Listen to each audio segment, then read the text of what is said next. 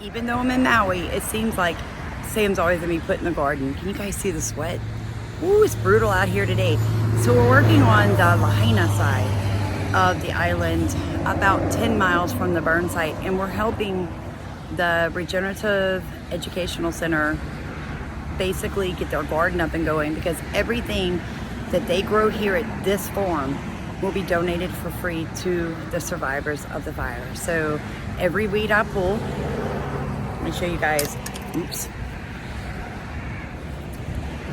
This is how I'm cutting the tall grass up here, as they propagate a native wild grass that will help hold these wood chips still, where they can also put in their sweet potatoes and things like that. So God bless you guys, and thanks for rowing in our boat. So they're putting up the fence all the way down.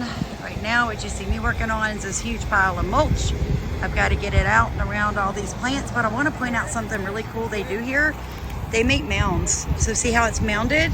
It's not all flat, and that is so the mycelium grows thicker, and there'll be areas that are more dense and areas that are more flat, and the moisture tends to go down around the plants when you pile the mulch up like little mountains around it. Really cool tip for you when you're putting your mulch in your garden: don't put it flat, put it bumpy like this. Okay, so tell everybody how the fire got so hot and it burned the metal in the cars, because they'll not believe me. They'll not believe me. So. I mean, anybody can go to a fire and they can go and blow on it, and like, well, you can't keep your face close to it. It gets hotter. We've been using that like technology for centuries to melt steel. That's right. Into swords, nails. The big Caveman. blower. Yeah, caveman had When it. they finally made fire, they knew blow more oxygen. So what he's saying, More guys, heat. is the wind was blowing so tremendous. That's what made the fire so hot. There It's was like- no weapons. Yeah, you know. And are y'all missing any children? Are any children kidnapped? No. See? No. I told you guys. You know, there was, people died, and That's right. It's a shame, but there were not 2,200 kids taken out of here on school buses. So stop asking me that, you guys. Stop. wood chips there. You see wood chips there. You water it, weeds sprout. Start taking the weeds, start throwing the weeds back on the pile, and you kind of can time it in cycles. We're kind of lacking back here because we just kind of shifted all of our focus to the nonprofit side of things. But yeah, if we were to come back here, we'd come and cut the grass. We'd leave the root mass of the grass in the ground, but we just come down, chop it down, toss it back on the pile, wood chip it, and then throw some water on it, and then keep on doing that. And ideally, you time the weed cycles so you don't let them seed, and eventually you can eliminate that weed if you sprout all the seeds that are in your pile. And you're just building pile mass, right? And so eventually, once we start to wood chip this big pile on the back and water it, plant a couple of things on the side, we'll grow squash all over the top of it. So, And then you make the soil that you're fixing to plant in, don't you? this whole pile is 10 feet tall, or however tall it is. It's taller than me, that's for sure. And I'm 6 feet, so it's 8-foot tall pile will be completely gone in a year's time of us just planting next to it. Yeah. These wood chips were, it was like a 3-foot tall pile of wood chips a couple months Oh my ago. gosh, do you see what he's saying when he's talking about how they layer and layer and just You year can after see all year. the high spots, right? You see we got a high spot of wood chips, we got lower spots. This is all okra. We got choke roselle up in here. Oh, I love your rosella that you guys have. So that's very different. Well, not really. That is what mine looks like in Louisiana, but mine grew like really massive this year for some reason. See, I do a very similar to this, but I don't have the material. So for me, it's hay, cover crop, tarp it, kill it all, pull it back, plant, add more hay, cover crop, tarp it, pull it back, and just cycle it. And I do that over and over as I'm building that soil and topsoil mass, and we're basically bio on top of my very hard packed clay. Wow, heck yeah. And it's really working because clay is very nutritious. Yeah, this is all silt, basically. Turns into a giant mud pit. That's why we made the wood chips down. So prior to all this greenery, this is just brown dirt. Yeah. Brown silt. And then we just started putting water down and wood chips, and then eventually the wind blew some weeds around, and You see some native weeds and some non-native weeds. You got the uhaloa. I love that. Here. It's our smoker. Thing's a freaking workhorse. Wow, what's it smoking right now? Because it smells good. Oh, dang. If I'm still going, we're in really good shape right now. Wow, we're in a really good shape right now because I turned this thing on hours ago. Oh, yeah. About to smoke some chicken. Smoked chicken wings. We'll just keep all the coals up front there. Yeah, because that's beautiful. Yeah, and that's hickory and stuff, or no? This is mesquite. Mesquite. Yeah. So We pay so boom. much for that at home. Yeah, we have an abundance of it. We just have choke. Yeah, I'm gonna load this back up, let it get heat up. We walk around and toss these in here before I have to go back up front. And we'll smoke these all day. Wow, so their food's cooking while they're working. What an Yeah. efficient system. And look how they got the picnic table set up where it's cool. Because you are right, it's at least 10 degrees cooler right here than where we were all working. Yeah, and then we'll have chicken for the next like 3 days, which is super stoking.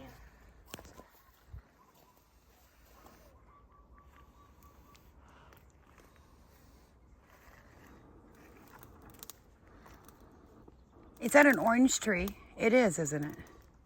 Or tangerine. Oh, that's calamansi. We'll pick some. I'll give you all some. Take with you. Oh, thank you. And you said you're the only person around here right now? Me and Eddie, yeah. Freddie lives here too, but Freddie's kind of an older guy. He just chills out. Okay, Dad. Bananas and papaya. Squash. Look at the squash pile, you guys. All up in here. So this is kind of like 8 months later. Squash, look at this. Months later, he just said. 8 months. This is a more developed pile. So underneath all the squash is kind of the stuff that's breaking down. Like the piles along the road up here. Exactly, right? And we won't grow squash on it forever. Eventually we'll plant trees and, you know. So this is Freddie. Hi, Freddie. Mr. Freddie. Hi. And then, yeah, so. How are you? I'm wonderful. How about you? I'm all right. We came to donate. Like, it moved us to where God wanted us. We wouldn't have moved. We were comfortable. Right. We were situated. And when that flood happened, we after 48 hours of being in, 18 foot of water, when we finally got out of that flood, we got out barefooted. And from that point, we dealt with FEMA, lived in a FEMA camp for 3.5 years, and then bought 2 acres and turned ourselves into farmers. And at that point, I said, I will be self-sustainable. I'll own a man anything. And aquaponics. 3.5 years on a FEMA farm now? Yeah, FEMA trailer, yeah. So we understand what people in Lahaina are looking at, and we're so glad they won't bring those FEMA trailers here. Because once you get in them, look at this. Once you get them here, then there's nowhere to put them after they finish with them. And they're toxic. I was sick the whole time I stayed in that thing. This is gorgeous. Look at this. It's rock all the way around, isn't it? Those are cocos. You can husk those and they have the cocoa inside. This is roselle. Oh. Edible. I've never eaten the edges of it. I made jam out of it. Yeah, you can feel free. It might be some ants crawling around it, but That's you all just right. pick I'm them so off. used to ants. Yeah. They're a part of the system. Yeah, they are. People always ask me, what do you do in your no-till bed when you get an ant pile? I said, I leave it. They till that clay up like powder, man. Why would I mess with them? They're making filtration through my soil where I can't. So, it honestly is a little lackluster because normally I'd be moving beautiful. sprinklers around. All this would be super green. But you can see choke squash back up in there. You sure can. Look at that. We'll probably grow 50,000 pounds of squash. Wow. All right, Steve. Well, I can tell you what I think I'm going to be doing next year for my squash is piling up big piles. You can do hugel cultures where you're at, which is you just do logs. Yeah, dig the hole, put the logs in, mound it, or put the logs on the ground and then mound up over it. Yeah, absolutely. It's the same concept, but look at this, you guys. You guys can grow more Inga plants where you're at. He said there's a colony of earthworms that live underneath this. This is beautiful. Look at all the little minnow frog and the little froggies. Aloha, little bugs. This is, if I did this, I'd be fighting water moccasins, but I'd do it. No, this is just, I'm not sure which variety of a couple different varieties. We have the Myers lemon. Look at all the coconuts. And when you step under these trees, it is so cool. Almonds. Seeding, you got vetiver. So this stuff, you might be able to grow this grass where you're at. Vetiver grass is extremely mineral rich. Yeah, I want to get into, that's when we got our last soil test. We get our soil test from Regenerative Ag Centers and soil. And basically what they told me was I need to go with a native grass crop on my soil. And there's some that look very similar to that. That was, you know, what they put up as an option to help me amend it. I think you can put a vetiver anywhere. I think it's always an option. I think it's always an option, maybe not. It's a powerhouse of a plant. The root systems extend 20 feet of the ground. My minerals leak from the earth. That's exactly what we need. So this is, what is, this is, This was a trailer that like. no, I meant right here. Oh, this is kale. Kale, that's what I was thinking, is a form of kale. I forget what type of kale it is, but yeah, it's a good type of kale. That's beautiful. It's pretty good. It's not, I want to say it's Ethiopian, but that might be wrong. That's This is beautiful. our kind of little homestead area. It's not the most clean right now. So it's still beautiful. But yeah, you know, we got the piles over there, gardens everywhere. I love that. It's basically a food forest. You can just walk through here and eat. Pretty much. We got the star fruits. Doesn't look like we have any ripe yet, but these guys. Oh, Steven, you have to try star fruit. What? That's them up there. See them? Yeah, he said they're not ripe yet. Yeah, I know, but you'll have to try one before we go back to Louisiana. Are you guys fermenting? Are we what? Fermenting. It looks like you got fermenting things Oh going yeah, on. that's me. That's a freaking. I got to throw all that shit out. It came from our fridge that we. Oh, that went bad. It went bad, yeah. Yeah, but you keep those glass jars. I feel that. Mm-hmm. I don't throw anything like that away.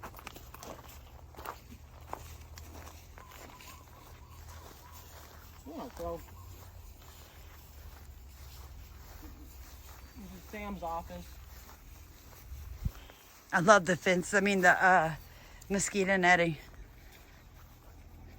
Yeah, a little open air action. Here you can do that because you kind of have like a breeze all the time. Mm-hmm. Guys, these are 8-month-old papaya trees. 8 months old. Look how big. See trees this big. No, you do not. No, you do not. And a lot of that's because of the mycelium. We have a bunch of mycelium colonies all in this dirt right here. So do you want to explain to them, say that they're wanting to get some fruit trees and they want them to produce faster. What should they do to their soil maybe 6 months before they get their trees? Mulch it. Just mulch the heck out of your soil. Put water down. Let the weeds grow. Keep adding the weeds back to the ground. Just pile the weeds on top of the weeds. Mulch it some more. Leaves. Don't rake. We don't ever rake anything out of the beds here. Everyone always comes in, they rake up all their stuff, they go put it somewhere else. They're like, it's green waste. We call it green waste because you're wasting it. You put that stuff back on the ground. Give it back to your trees. You know, we could take a pile of mulch. All this brown stuff you see, we mulched that. It's going to keep moisture in the soil for a longer period of time. You're going to use less water. You're going to make houses for bugs. You know, you go take a layer of mulch, move it back. We could honestly probably even see, what do we got here? It's a little not wet, but you haven't been back here to water it either. Look at that, boom, look at that cockroach right there. They live up in it, but like you can see, this is not even that much time. And look how good the soil that is. Super good soil. And that's not terribly wet, but it's not dry either. Like that's not dry. There's some loam in there. And you can actually also see this right here. Some mycelium. Let's see if we can find some mycelium. All this white stuff right here. Boom. This is what we're going after. That's right. That's the mycelium. And that stuff makes everything talk to each other. Yes. It feeds all the plants with all the good stuff. And so we want to really cultivate the mycelium. Yeah.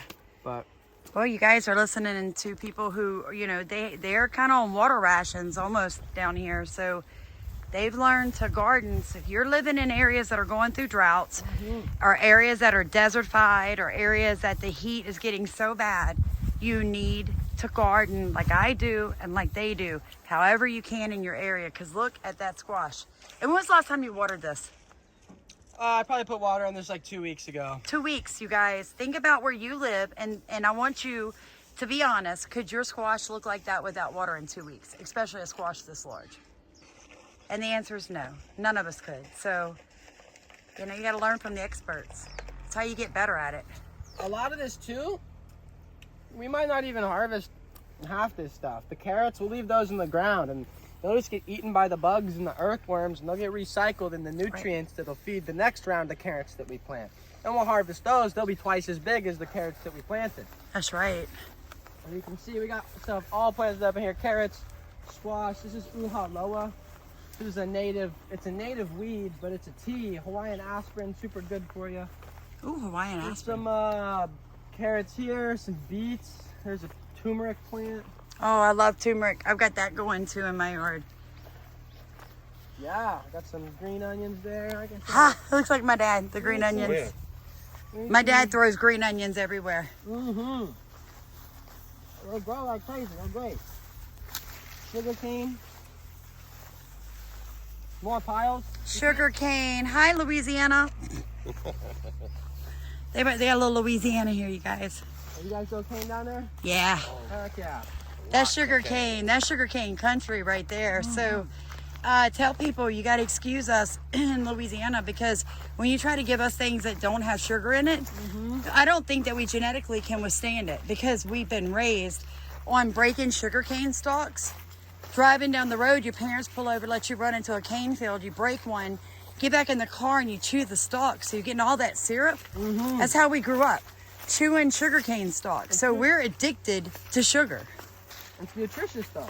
Yeah, that is. Before they process it, is actually really good for you. I think I'm actually going to start growing it on our soil in our yard. We only have 2 acres, but there's so much we can do with it. People don't realize that. They always say, I don't have enough room. Like you do. Well, hey, people be growing sugar cane, right? And when they produce it down and they refine it, it's only worth like 50 cents a plant, especially if they're still boiling it down like they used to do here. Yeah, they are. Yeah. Each one of those sugar cane plants worth about 50 cents a plant. What you do to grow sugar cane and make your money, you go to the farmer's market and you sell sugar cane juice. Yes. And then you take one plant, and now it's worth about $800 per plant, because you can juice it. You can sell each 16-ounce cup of juice for like $8 a cup. That's right. And then all of a sudden, the plant that they boiled down and got like, so much sugar out of, now becomes, a nutritious beverage. That sugar cane juice is big. It's a big deal now because it is nutritious, and it tastes like sugar.